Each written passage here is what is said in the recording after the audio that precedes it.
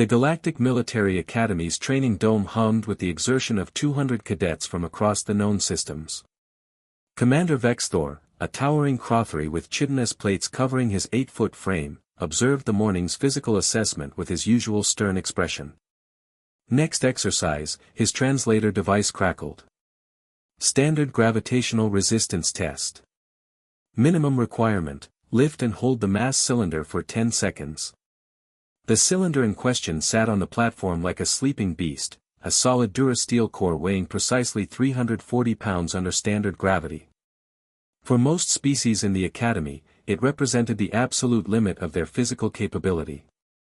The Valkyrie cadets, with their 4 muscular arms, approached it with confidence. The crystalline Lumians calculated angles and leverage points. Even the massive Krogan, bred on a high-gravity world, showed respect for the challenge. Cadet Marcus Webb stood in line, his comparatively small human frame drawing curious glances from his alien classmates. At 6 feet tall and 190 pounds, he was considered average by human standards, unremarkable, even. But here, among beings engineered by harsher worlds and stronger evolutionary pressures, he looked almost fragile. The first Valkyrie cadet approached, all 4 arms gripping the cylinder. With a grunt that translated across species barriers, she hoisted it to chest height, held it for the required 10 seconds, and set it down with visible relief. Respectable. The crowd murmured approval. A Krogan cadet followed, his massive frame straining. He managed 12 seconds before his muscles gave out, the cylinder hitting the platform with a resounding clang that echoed through the dome. Excellent by any standard. Then came Cadet Thrix, a Lumian whose crystalline structure refracted the dome's artificial sunlight into rainbow patterns. He approached the cylinder with the methodical precision his species was known for, calculating every movement. He lifted it, barely, held it for exactly 10 seconds, and released it with a sound like shattering glass as stress fractures appeared along his forearms. The medical team rushed forward. Commander Vexthor's mandibles clicked in concern, but he continued the assessment. One by one, cadets pushed themselves to their limits. Some succeeded, many failed, a few injured themselves in the attempt. The cylinder became a benchmark of worthiness, a challenge that separated the capable from the insufficient. Finally, Marcus Webb's turn arrived.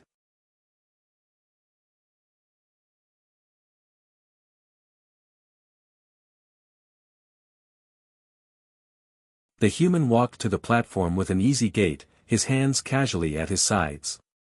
The other cadets watched with barely concealed pity. Humans were new to the galactic community, their admission to the Academy had been controversial. They came from a death world, yes, but so did many species. What made these pink-skinned bipeds special? Their planet's gravity was merely 1 g, nothing impressive. Their muscle density appeared average in scans. They had no natural armor, no redundant organs, no enhanced sensory capabilities. Marcus squatted beside the cylinder, wrapped his right hand around the grip handle, and stood up. With one hand. Casually. The cylinder rose as if it weighed no more than a lunch tray. Marcus held it at shoulder height, his arm perfectly steady, his expression mildly curious as he scanned the crowd of stunned faces. He wasn't straining. He wasn't even breathing hard. 10 seconds passed. 20.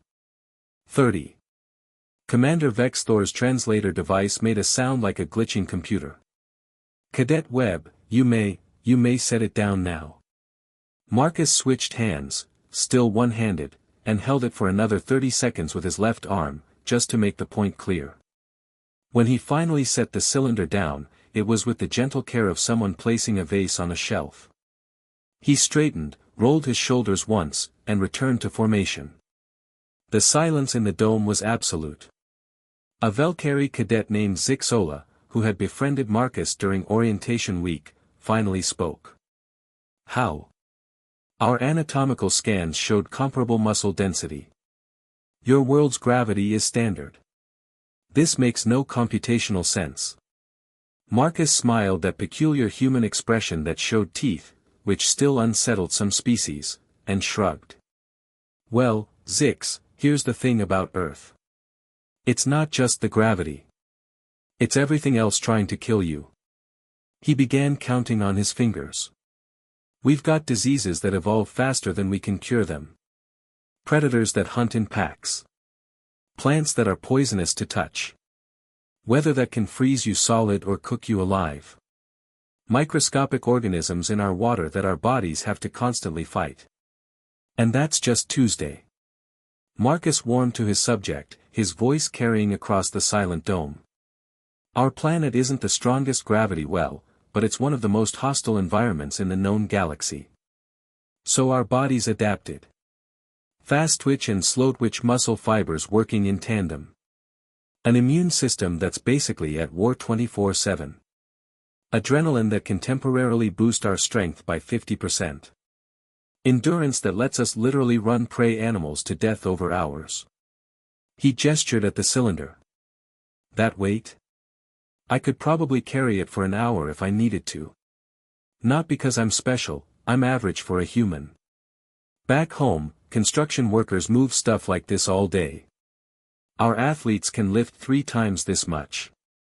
Our soldiers carry 80 pounds of gear and still run for miles.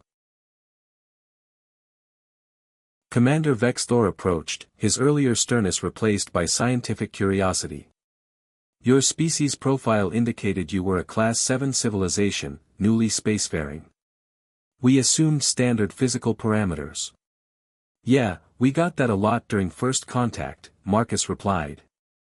The thing is, Commander, Earth didn't make us strong because we wanted to be. It made us strong because anything less meant extinction. Every human alive today is descended from the survivors of the deadliest obstacle course in our galactic sector. He looked around at his fellow cadets, meeting their shocked gazes with calm confidence. We're not here to show off or prove we're better. We're here to learn from you, how to navigate the stars, how to understand alien cultures, how to be part of something bigger than our one planet.